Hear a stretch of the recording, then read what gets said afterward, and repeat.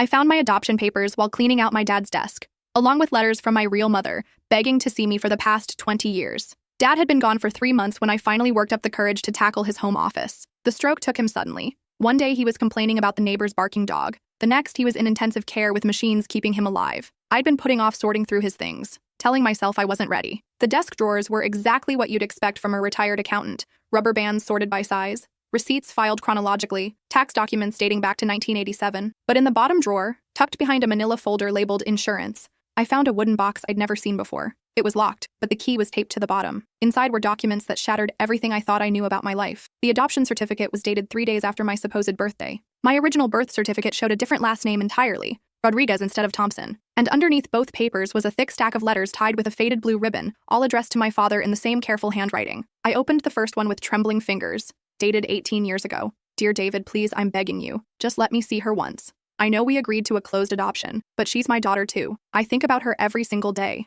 Does she like school? Is she happy? The signature at the bottom was Carmen Rodriguez, Alex's birth mother. I grabbed another letter from 10 years ago. Alex turned 13 last week. I drove by Jefferson Middle School hoping to catch a glimpse of her, but I chickened out. I bought her a birthday present anyway, a silver bracelet. It's sitting in my jewelry box with all the other gifts I'll never be able to give her. My hands shook as I read letter after letter. Carmen had been writing to Dad for decades, documenting every milestone she'd missed. She'd graduated from nursing school. She'd gotten married. She'd had another child, my half-brother Diego. She'd sent photos of herself over the years. She must be in high school now. Read one letter from 5 years ago. Does she like music? Does she know she has a half-brother who asks about his big sister every day? I've saved every penny to start a college fund for her. The letters became more desperate over time. Carmen had tried hiring lawyers, private investigators, even showing up at Dad's office. Each attempt was met with legal threats and restraining orders. I saw her at graduation yesterday. I stayed hidden in the parking lot, but I watched her throw her cap in the air. She's so beautiful, David. She has my mother's smile. I wanted to run to her, but I promised I'd respect your wishes. This is killing me. The letters stopped abruptly 2 years ago.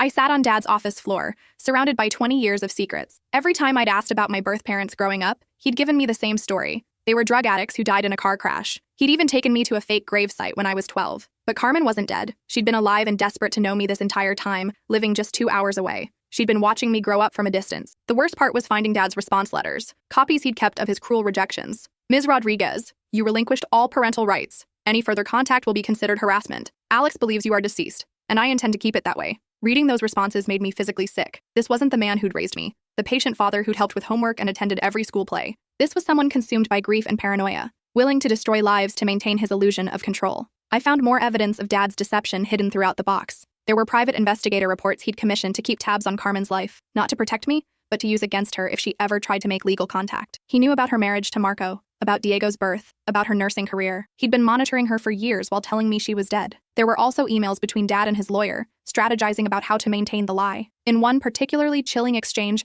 the lawyer had suggested simply moving us out of state to make contact impossible. Dad had seriously considered it. The subject continues to send correspondence despite multiple cease and desist orders, the lawyer had written. Relocation would be the most effective permanent solution. Dad's response was dated just 5 years ago. I can't uproot Alex again. She's settled here. But keep monitoring the situation. If Carmen escalates, we may need to consider more drastic measures. I spent the rest of that night reading every single letter, every legal document, every piece of evidence of Dad's systematic campaign to erase Carmen from my life. By dawn, I felt like I'd discovered I was living in some elaborate witness protection program, except the person I was being protected from was my own mother. Carmen had shared details about her life that painted a picture of someone completely different from Dad's lies. She'd been 17 when she got pregnant, abandoned by her boyfriend when she refused to get an abortion, and kicked out by her religious parents who called her a disgrace to the family. But instead of becoming the drug-addicted deadbeat Dad had described, she'd moved into a shelter for pregnant teens, worked 2 jobs while pregnant, and studied for her GED at night. I want you to know, she'd written in one particularly heartbreaking letter, that choosing David and Linda wasn't giving up on you. I was giving you opportunities I couldn't provide. I was barely 18,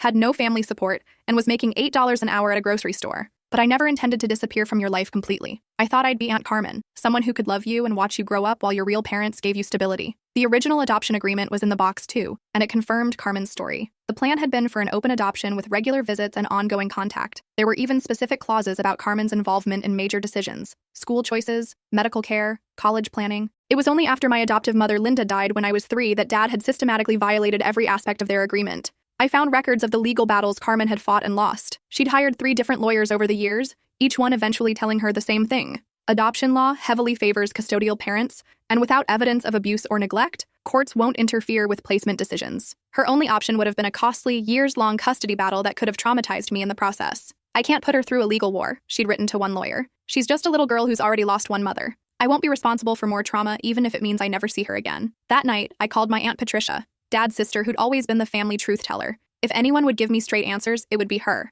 Patricia, I said, my voice shaking. I found some papers in Dad's desk. About my adoption. About my birth mother. The silence stretched so long I thought she'd hung up. Oh, sweetheart, she finally whispered. I wondered when this day would come. We all did. You knew about Carmen? About the letters? Of course we knew. Your Uncle Mike, your cousins, Grandpa before he died. We all tried to talk sense into your father, but he wouldn't listen. He was convinced Carmen was going to steal you away. Patricia told me everything Dad had hidden, painting a picture of the first few years of my life that was completely different from what I remembered. Carmen hadn't been absent. She'd been an integral part of my early childhood. The first few years were beautiful, Patricia explained. Carmen would visit every few weeks. You adored her, called her Mama Carmen. She'd bring books and toys, help with bedtime stories. Linda loved having another woman around who understood the adoption dynamics. You essentially had two mothers, and everyone was happy. So what changed? Patricia's voice grew heavy. When Linda got sick with cancer, the stress broke something in your father. He became obsessed with the idea that if Linda died, Carmen would try to take you back. No amount of reasoning could convince him otherwise. Carmen had never given any indication she wanted to disrupt the adoption. Quite the opposite, actually. She was incredibly respectful of boundaries. What happened after Mom died?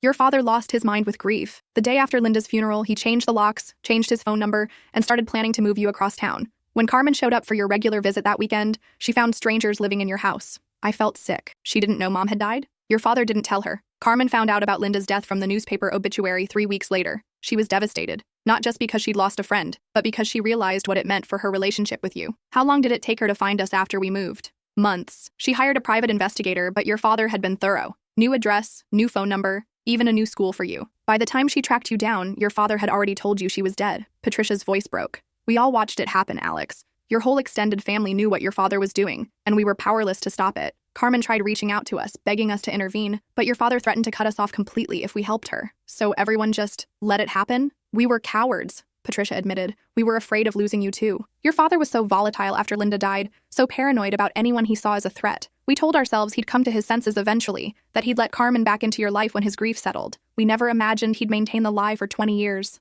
Did you ever try to contact her? To let her know I was okay? Mike did once. He called her about 10 years ago, just to tell her you were healthy and doing well in school. Carmen broke down crying on the phone, begging him for just one photo, one update about your interests or friends. Mike was so shaken by her pain that he promised to try to convince your father to reconsider. What happened? Your father found out about the call and threatened to move you out of state immediately. He accused Mike of betraying the family, of putting you in danger. The fight was so bad they didn't speak for 2 years. I hung up feeling dizzy with anger and grief. My entire childhood had been built on a foundation of lies, and the woman who'd been desperate to love me had been painted as a villain to justify her absence. Even worse, my own extended family had been complicit in the deception, choosing their relationship with Dad over the truth. I immediately started searching social media. Carmen Rodriguez, Springfield. It took less than 10 minutes to find her. She was stunning. The same dark eyes I saw in the mirror every morning. The same stubborn cowlick that made my hair stick up on the left side. The same crooked smile I'd inherited but never understood the origin of. Her profile showed a rich, full life. Photos of family barbecues, her son Diego playing soccer, her working at Springfield Children's Hospital wearing scrubs with cartoon characters, her husband Marco cooking elaborate dinners while she laughed in the background. But there was something wistful in her eyes in every photo.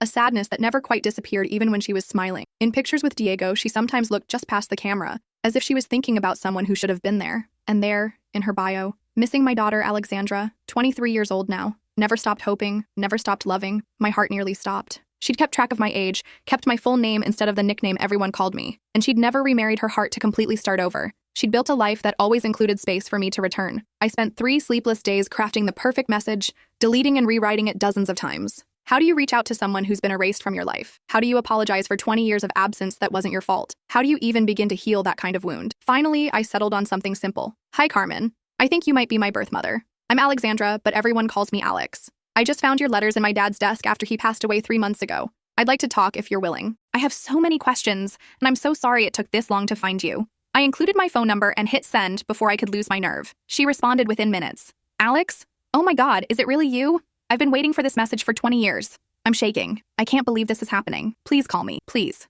Day or night. I don't care what time. I love you so much. I never stopped loving you. My number is 2117-555-0847. I stared at those 10 digits for an hour before finally dialing. She answered before the first ring finished. Alex? Her voice was exactly how I'd imagined. Warm but tentative, like she was afraid I might hang up or disappear again. Hi, I said, and immediately started crying. Oh, baby, she whispered. I've missed you so much. Are you okay? Are you safe? God, I have so many questions. I don't know where to start. Tell me everything. Tell me about your life. Are you happy? Are you healthy? I'm okay. I managed between sobs. I'm sorry it took so long. I'm sorry I never knew to look for you. Dad told me you were dead. He took me to a fake grave and everything. A fake grave? The pain in her voice was palpable. Green Hills Cemetery. He even had a headstone made with fake names. I used to bring you flowers every Mother's Day. The silence that followed was heartbreaking. When she spoke again, her voice was barely a whisper. Oh, sweetheart. I can't imagine how confusing and painful that must have been. All those years, you were mourning parents who weren't dead while I was 2 hours away, thinking about you every single day. We talked for 6 hours that first night. She told me about her son, Diego,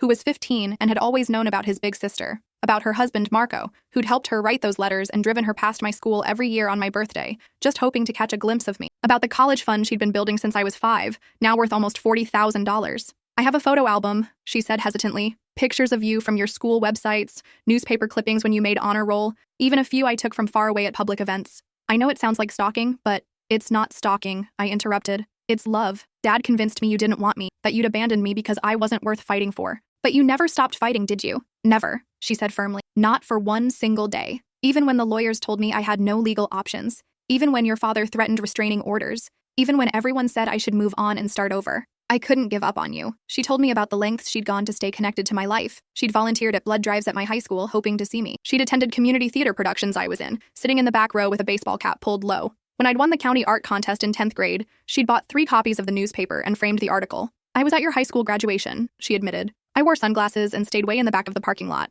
but I watched you walk across that stage. I was so proud I couldn't stop shaking. Dad knew you'd be there? Her voice turned bitter. I always told him in my letters when I'd be at your events. I thought maybe if he saw how much I cared, how I wasn't trying to disrupt your life but just wanted to witness your milestones from a distance, he might soften his heart. I was naive. Did he ever respond to your letters? Only with legal threats. Every few years, his lawyer would send me a cease and desist letter, warning me that any contact could be considered stalking, but I couldn't stop writing to you. It was the only connection I had. She told me about Marco, who'd entered her life when I was 8. He'd been recently divorced with no children of his own, and she'd been upfront about her situation from their first date. I told him I came with invisible baggage, she said, that I had a daughter I couldn't see but would never stop loving. I expected him to run, but he said he understood what it meant to lose someone you love. His ex-wife had taken his stepson across the country, and he'd had to learn to love someone from a distance, too. Marco had not only supported her quest to reconnect with me, he'd actively helped. He'd driven her to my school events, helped her write letters, and even researched legal options when new adoption reform laws were passed. He bought me a camera with a telephoto lens for my birthday one year, she said, laughing through tears, so I could take better pictures of you from far away. Most women get jewelry. I got spy equipment. She told me about Diego's reaction when they'd explained he had a big sister he might never meet. He was about 7 when we told him, she said. He asked if you were dead, and I said no, you were just somewhere we couldn't reach. He started drawing pictures of our family with 4 people instead of 3, always leaving space for you. Every Christmas, he'd ask Santa to bring his sister home. Does he resent me for taking up so much of your emotional energy? The opposite, she said. He's been my biggest supporter in staying connected to you. When I'd get discouraged, when the lawyers would tell me to give up, Diego would remind me that sisters don't abandon each other. He'd say, Mom,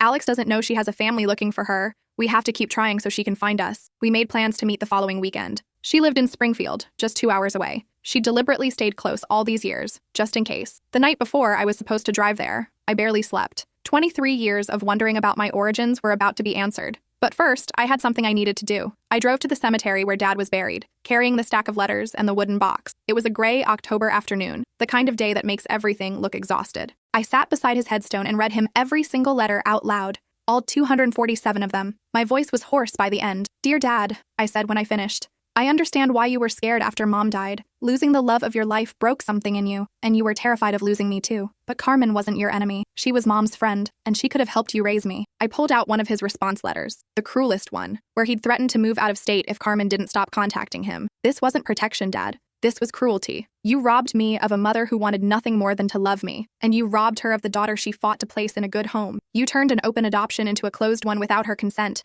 and you lied to both of us for decades. I opened the wooden box and showed him the evidence of his deception. You kept all of this. Every letter, every legal document, every piece of proof of what you'd done. Part of you knew it was wrong, didn't it? Part of you knew I'd find out someday. An older man walking his dog stopped nearby, probably thinking I was having a breakdown. Maybe I was. I forgive you because I know you were hurting, I continued. But I won't pretend what you did was right. Carmen deserved better. I deserved better. And Mom deserved to have her wishes honored instead of buried with her. I left the letters on his grave, weighed down with rocks. I hope you find peace, Dad. And I hope somehow you understand that love isn't a finite resource. Loving Carmen doesn't diminish what I felt for you. The next Saturday, I drove to Springfield with shaking hands and a bouquet of sunflowers, her favorite according to her Facebook posts. Carmen's house was a modest ranch with a well-tended garden and children's bikes in the driveway. The mailbox had Rodriguez Martinez painted in cheerful blue letters. She must have been watching from the window because the front door opened before I could knock. We stood there staring at each other for a full minute, both afraid to move in case we shattered the moment. She was smaller than I'd expected, barely reaching my shoulder, with premature gray threading through her dark hair. But her eyes were exactly like mine, and when she smiled, I saw my own crooked grin reflected back at me for the first time in my life. "You're so beautiful," she said, tears streaming down her face. "So are you," I replied. She reached out tentatively, like she was afraid I might disappear. I stepped into her arms and we both dissolved. 20 years of missing each other collapsed into that moment. We held each other in her doorway, sobbing like the world was ending and beginning at the same time. "I can't believe you're here," she whispered into my hair. "I can't believe you're real. I've dreamed about this moment so many times." "I can't believe you waited for me," I replied. Diego appeared from inside the house, lanky and awkward at 15, with my eyes and my stubborn cowlick and a soccer ball under his arm. "So you're the famous sister," he said, grinning. "Mom talks about you literally every day. It's honestly kind of annoying." "Diego!" Carmen scolded, but she was laughing. "What? It's true. Alex would be starting college now. I wonder if Alex likes art like I do. Do you think Alex knows she has a brother? It's like living with a ghost sometimes. But a good ghost," he added quickly. "I always wanted to meet you." He was taller than both of us, with an easy confidence that spoke of being raised with unconditional love. When he hugged me, it felt natural, like we'd been siblings all along instead of strangers.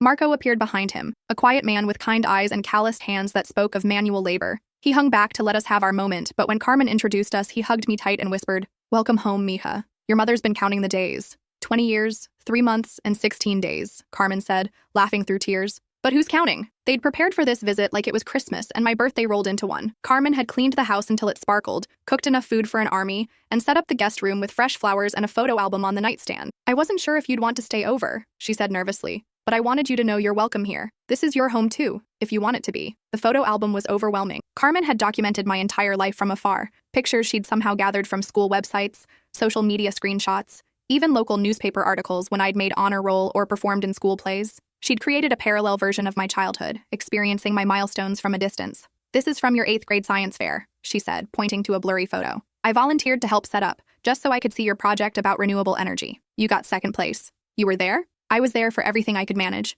Piano recitals, art shows, soccer games when you played JV sophomore year. I became an expert at blending into crowds." She showed me photos I'd never seen, myself at 10 years old, completely unaware that my birth mother was taking my picture from across a school auditorium. Me at 13, walking out of the library while Carmen sat in her car, documenting another day in my life. "Wasn't it torture?" I asked, "being so close but not being able to approach me?" "Sometimes," she admitted, "but it was also the only way I could feel connected to you. Seeing you healthy and happy, watching you grow into this incredible person, it kept me going during the darkest times." That evening, over dinner, Diego asked the question I'd been avoiding. "So what happens now? Are you going to move here? Are we going to be a real family?" I looked around the table, at Carmen, who'd spent 20 years loving me from a distance, at Marco, who'd supported her through decades of heartbreak and helped her raise a son who'd always known about his missing sister, at Diego, who'd grown up hearing stories about the big sister he might never meet. "I don't know," I admitted. "This is all so new, but I want to try. I want to get to know all of you, to figure out how to be a family after all this time apart." Carmen reached across the table and squeezed my hand.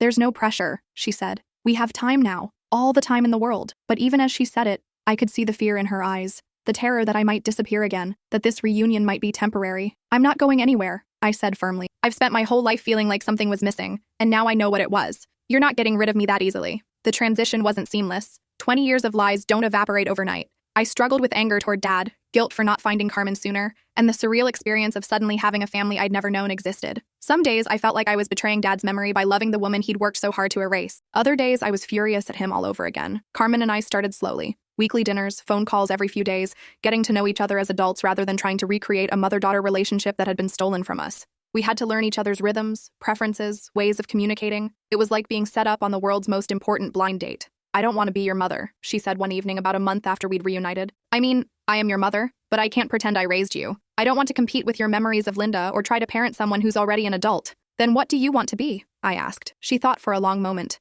"Your friend, maybe? Someone who loves you unconditionally and wants to be part of your life going forward?" "I'd like that," I said. "But can you also be the person who tells me embarrassing stories about my baby years and gets emotional at my wedding someday?" "Absolutely," she said, tears in her eyes. Diego was easier to connect with. He treated me like the big sister he'd always imagined, asking for college advice and showing me his soccer highlights. He had no baggage about our relationship. To him, I was simply the missing piece of his family that had finally come home. "It's weird," he said one day as we walked around their neighborhood. "I used to make up stories about what you were like. I imagined you were probably really smart and good at art since Mom is. Turns out I was right. What else did you imagine? That you'd be kind of sad, he said matter-of-factly. Mom always looked so heartbroken when she talked about you. I figured if you'd grown up without her, you'd probably feel that sadness too, even if you didn't know why. He was right. There had always been a hollow space in my chest that I'd never been able to name. Growing up, I'd felt different from other kids, like I was missing some essential piece of myself. I'd attributed it to being adopted, but now I realized it was the absence of Carmen, the phantom limb of a relationship that had been severed too early. Do you miss your dad? Diego asked. It was a complicated question that I'd been wrestling with for months. I miss the father I thought he was, I said finally. But learning about what he did to Carmen and to me changes everything. It's hard to grieve someone when you're also angry at them. Mom says grief and anger can exist at the same time, Diego said. She's been angry at him for 20 years, but she also felt bad when he died because she knew how much you loved him. 3 months after our reunion, Carmen asked if I wanted to see my baby photos. She'd kept everything from those first 3 years. Hospital bracelets, first birthday decorations, even a lock of hair from my first haircut.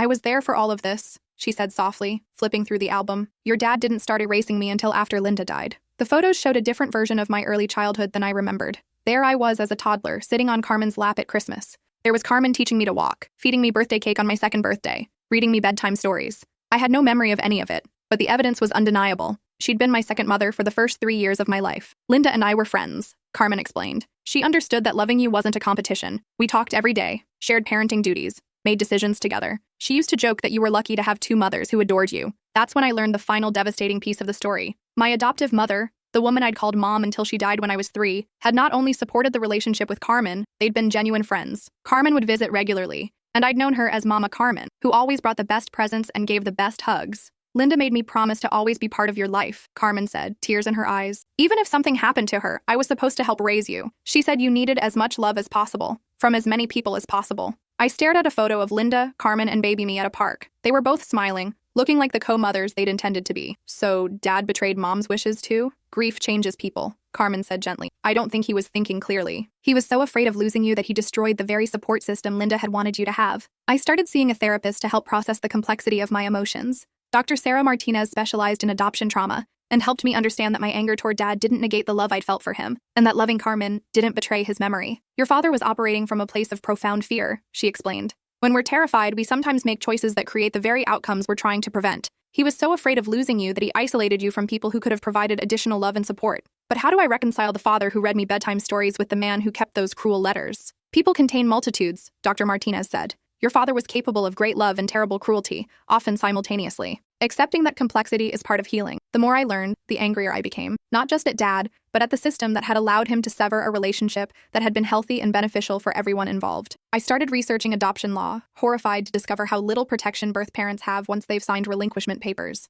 I began volunteering with adoption support groups, sharing my story and advocating for better protections for birth-parent relationships. Carmen joined me, speaking to prospective adoptive parents about the importance of honoring commitments to birth families. Open adoption isn't just better for birth parents, she'd tell them. It's better for children, too. Alex grew up with a hole in her heart that she couldn't name. She had questions I could have answered, medical history I could have provided, love I was desperate to give. Severing those connections serves no one. We started getting invitations to speak at adoption conferences and social worker training programs. Our story became a cautionary tale about what happens when fear overrides compassion, when parents prioritize their own insecurities over their children's needs. The tragedy isn't just that we lost 20 years together, Carmen would say during our presentations. It's that Alex grew up believing she wasn't worth fighting for, while I lived with the guilt of thinking I'd failed her as a mother. Fear doesn't just destroy relationships, it destroys the people in them. A year after our reunion, I was planning my wedding to Jake, a man I'd been dating for 3 years. He'd been incredibly supportive throughout this whole journey, driving with me to meet Carmen, holding my hand through the anger and grief, and welcoming my newfound family with open arms. The question of who would walk me down the aisle became complicated. Traditionally, it would have been Dad,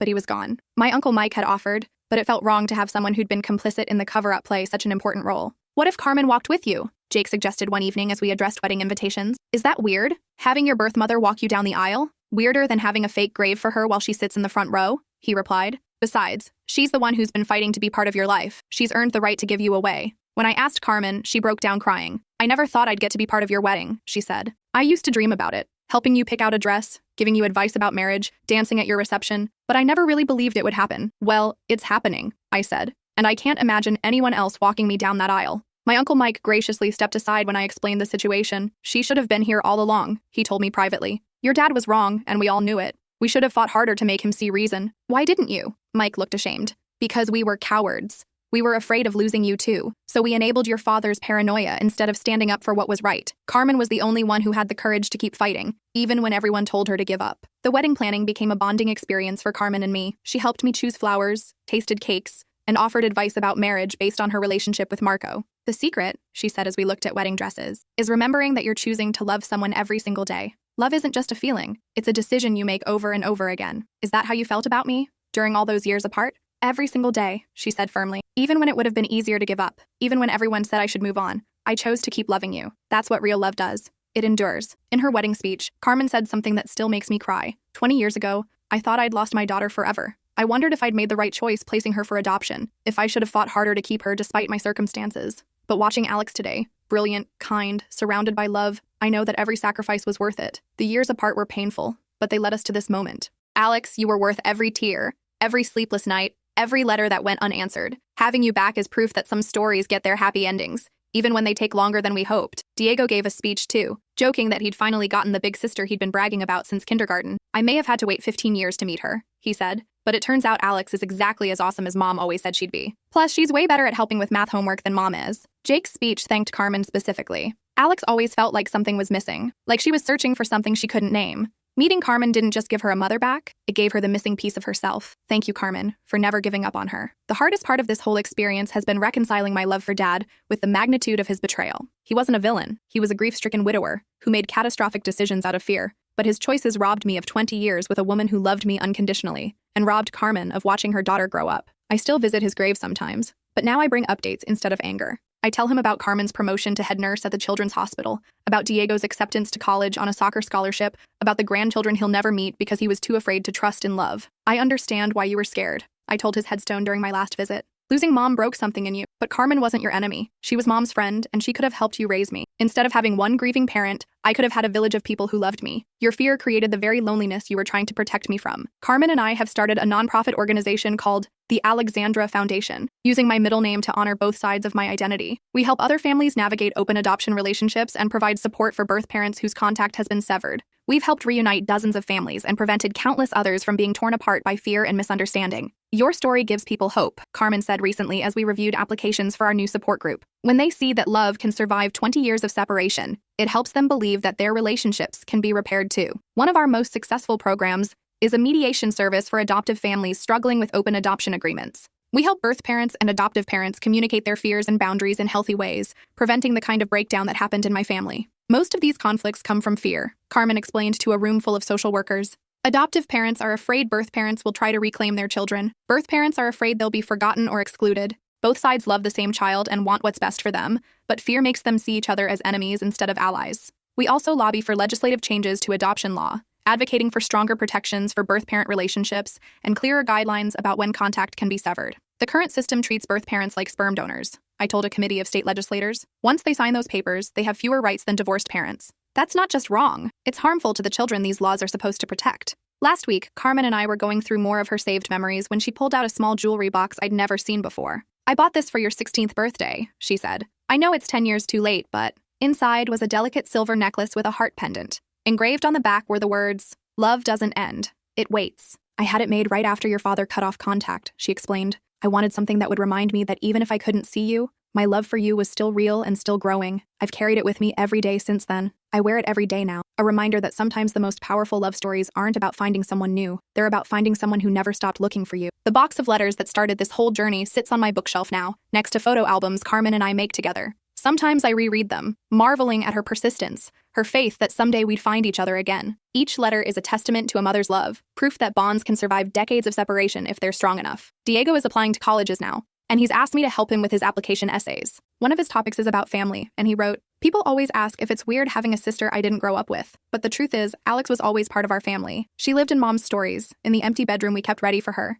In the fourth place, Mom would sometimes accidentally sit at the dinner table. When she finally came home, it wasn't like meeting a stranger. It was like a missing piece of our family puzzle finally clicking into place." Carmen keeps a photo of the four of us, her, Marco, Diego, and me, on her desk at work. Her colleagues say she lights up whenever she talks about her children, plural, and how long she waited to be able to use that word honestly. For 20 years, people would ask if I had kids, and I never knew how to answer, she told me recently. Saying yes felt like a lie since I wasn't raising you. Saying no felt like I was erasing you completely. Now I can finally say, yes, I have 2 beautiful children, without my heart breaking. Dad thought he was protecting me from heartbreak. Instead, he was protecting me from the greatest love I've ever known. Carmen didn't give birth to me and disappear. She gave birth to me and spent 20 years fighting to come home. Now she has. And for the first time in my life, I feel complete.